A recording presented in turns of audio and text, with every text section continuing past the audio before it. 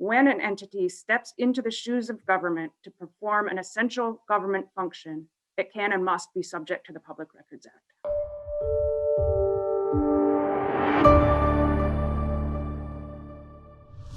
I'm Justin Silverman of the New England First Amendment Coalition. A quick reminder, our 11th annual New England First Amendment Awards ceremony will be online this year, beginning at 7 p.m. on April 21st. We'll be honoring Yamiche Alcindor. She's the White House correspondent for PBS NewsHour. We'll also be recognizing a number of other First Amendment and open government advocates. Please join us. All proceeds will benefit civics education in New England. You can find more information at NEFAC.org. I'm here today with Leah Ernst, a NEFAC board member, as well as a senior staff attorney at the ACLU of Vermont. Leah, thanks for joining us. Happy to be here, Justin.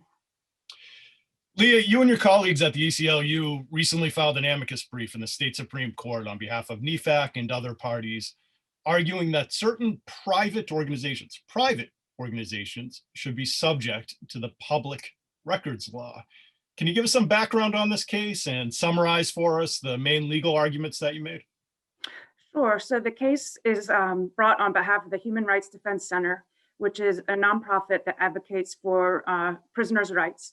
And they filed a public records request with WellPath, which was contractually delegated the responsibility for providing comprehensive healthcare services in Vermont prisons.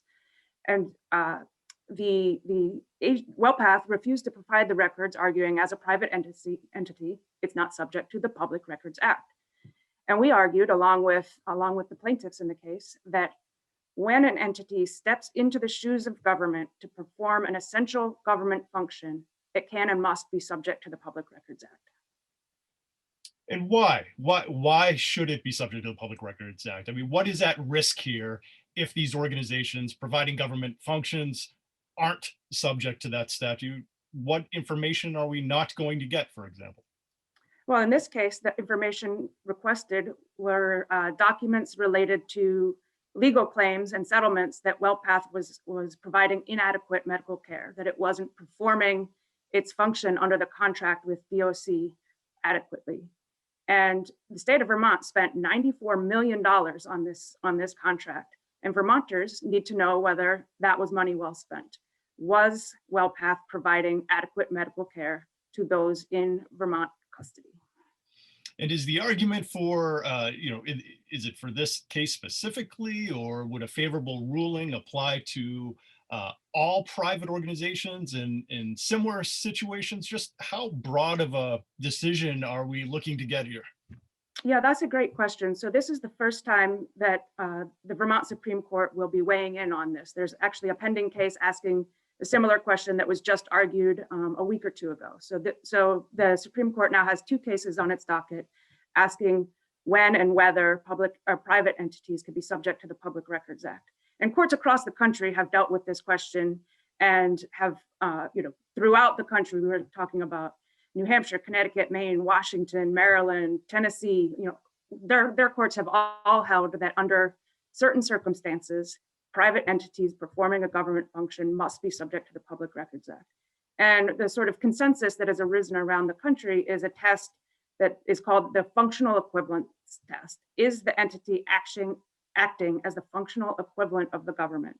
And there are four factors that the courts look at, but essentially what it does is it weeds out those circumstances where a private entity that the government contracts with to print ballots or something like that, just by providing a service to the government under contract, that doesn't subject all of those entities to the test. So it is a fairly rigorous test, and it asks, is this agency for all intents and purposes, or is this entity for all intents and purposes, the functional equivalent of a government agency? And we argue that providing comprehensive healthcare services to people who the state has incarcerated, and the state has both a constitutional and statutory obligation to provide adequate healthcare to those in its custody, that is an example of when this test is clearly satisfied.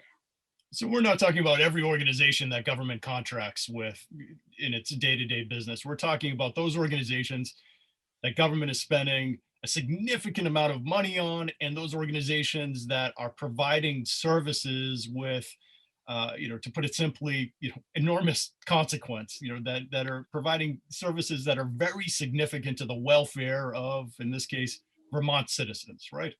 Absolutely, absolutely. One of the questions that courts asks is what % of this entity's funding comes from the government? And every cent of the money that this company earned in Vermont was Vermont taxpayer money. And so, the printing example, that contract would be one of, thousands of customers that the printer had, and it would clearly fall outside of the Public Records Act. I see. And you named a number of states that have already tackled this issue. So is it fair to say that Vermont's an outlier here, and that no court has yet addressed this issue with any kind of certainty? Or are there other states throughout the country that are still grappling with these issues? Where, if you can provide us a little bit more context as far as where Vermont stands relative to other states, and particularly those in New England, I think that would be helpful. Sure. So there are some states where the Public Records Act explicitly contemplates applying to private entities under certain circumstances.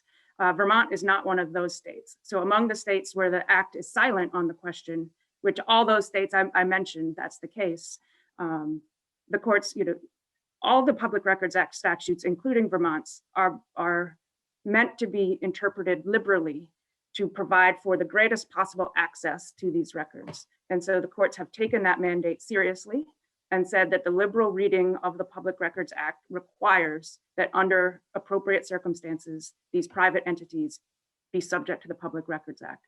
And so I'm not aware of other state Supreme Courts that have ruled to the contrary, but it's across the board in New England that they are subject to the Public Records Act. Got it. All right. So where do we go from here? When is this case going to be heard? When can we expect a decision? Well, it's still in briefing. So the defendant has the opportunity now to file its brief. The plaintiffs will file a reply brief. And then after that, the court will set it for argument sometime in the next few months. Excellent. Well, fingers crossed for a favorable ruling. And Leah, thanks so much for all the work that you and your colleagues at the ACLU did on this brief. And thank you as well for joining us today and telling us a bit more about the arguments and providing some context to help us better understand what's at stake here. Great. And thanks to NEFAC for supporting the brief and for all the great work you do.